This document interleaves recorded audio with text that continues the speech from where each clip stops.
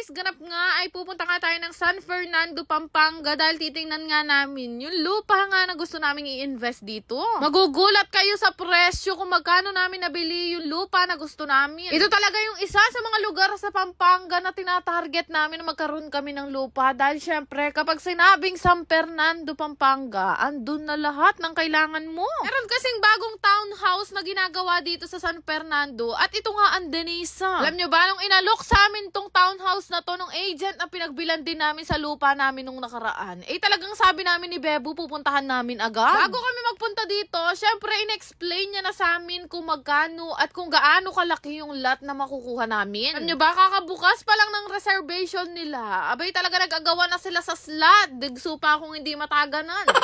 Sobrang ganda kasi talaga ng offer nila na parang kahit sino ma-attract kapag ka nag-explain na ako sa inyo. Alam naman ng mga taga Pampanga kung gaano kamahal na ang lupa dito sa San Fernando. Pero alam nyo ba, dito sa Denisa Townhouse, yung nakuha namin na pwesto ay 1.4 million lang, house and lot na yun. Kaya naman alam ko na ang rason kung bakit nag-aagawan sila sa slot dahil sa ganda ng offer ng Denisa. Sinabi nga yun sa amin ni ma'am, dali-dali kami agad nagpunta ni Bebo dahil baka maubusan kami. Syempre, hindi naman namin yan ikakash ni Bebo. Iniintay din namin na syempre tumaas yung value. Totoo pala talaga yung kasabihan na pagka tumatanda ka na, ay hindi na Jollibee ang cravings mo, kundi lupa, kotse, bahay at business. At sa totoo lang, pang-apat na lupa na bibilhin na namin itong dalawa ni Bebo, kaya nakakatuwa kasi dito namin na ilalagay yung mga naiipon din namin. At least, kung magkakaroon kami ng 4 na anak, meron na silang kanya-kanyang lupa, hindi na sila mag-aaway-aaway. Naksyuta.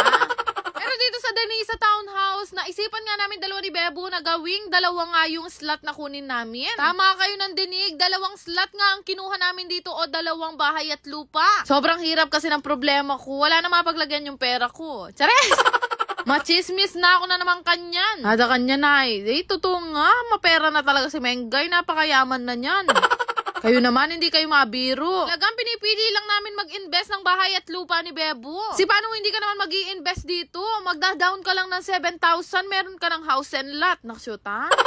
Tama kayo nang narinig. Sa 2 slot namin na bahay at lupa, 14,000 lang ang binayaran namin ngayong araw. Grabe guys, isipin nyo yon. Dito sa San Fernando, Pampanga na lahat mapupuntahan. Lahat ng kailangan mo meron na. Meron pa palang halagang 1.4 million na house and lot na. Pero syempre, hindi naman namin paplanuhin na dito rin kami tumiran dalawa ni Bebo. Balak kasi namin sa lupa at bahay na nabili namin dalawa ni Bebo dito, ay gagawin nga naming bed spacer, apartment, kaya naman staycation. Sobrang good spot kasi itong natayuan nga ng Denisa dahil nakapalibot nga to sa mga mall, factory, o kaya naman sa mga school. Alam nyo naman dito sa San Fernando, napakaraming gustong magtrabaho dito at napakaraming gustong mag-aral. Proven and tested yan sa akin dahil naalala ko ng mga panahon gusto kong magtrabaho dito sa San Fernando, ang una kong hinanap kung saan nga ako titira. Ayun nga, nung nakasign na nga kami dalawa ni Bebo, nagkamayan na rin kami at sabi ko, baka meron silang pasusi, magpipicture muna kami. So guys, ayoko na nga sana tong i-share sa inyo dahil baka maibil ay kami ni Bebo, pero napakamura talaga dito sa Denisa Townhouse. Sobrang thankful din talaga kaming dalawa ni Bebo sa agent namin na si Ma'am Carol Ocampo. Kasi naisip niya talaga kaming i-message ng mga panahong ginagawa na nga itong Denisa. For sure, after lang ng ilang buwan, marami ng bahay ang nakatayo dyan at isa na yun sa amin dun. Sabi, napakalawak niyan guys, hanggang doon sa dulong-dulo, kaya naman pwede pa kayo magpa-reserve, pero hindi ko sure kung meron pa ngayon ha. Agawan talaga kasi ng slot dito dahil sa mura nga nilang offer. Kaya alam nyo na, sa lahat ng kukuha ng slot dito sa Denisa, magiging kapitbahay nyo ako. Ayain nyo ako sa bingo ha. Sabi nga namin ni Bebo, hanggat bata pa kami at kaya namin mag-invest ng mga ganitong bagay, talaga sinasamantala naming dalawa. Di rin naman kasi mabigat yung pagbabayad nito buwan-buwan. Kaya yun nga, kung interested din kayo na bumili ng slot dito sa Denisa Townhouse, i-message nyo lang itong agent namin na si Ma'am Carol Ocampo. Kaya na yung number niya, lang ng mangutang ko pa kanano ha, naksyuta. Yan lang naman. Salamat!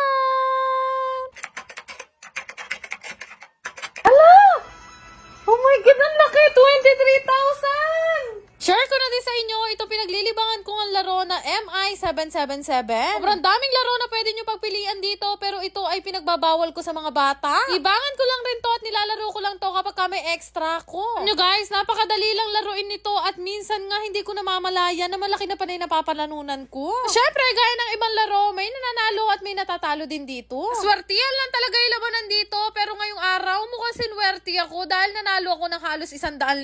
So syempre, hinay-hinay lang tayo sa paglalaro at pagtaya. Sabi nga nila, lahat daw ng sobra, bawal. Pero syempre, wala din namang masama kung gusto mo subukan. Kaya kung gusto mo ring itry, lalagay ko na lang yung link sa may comment section.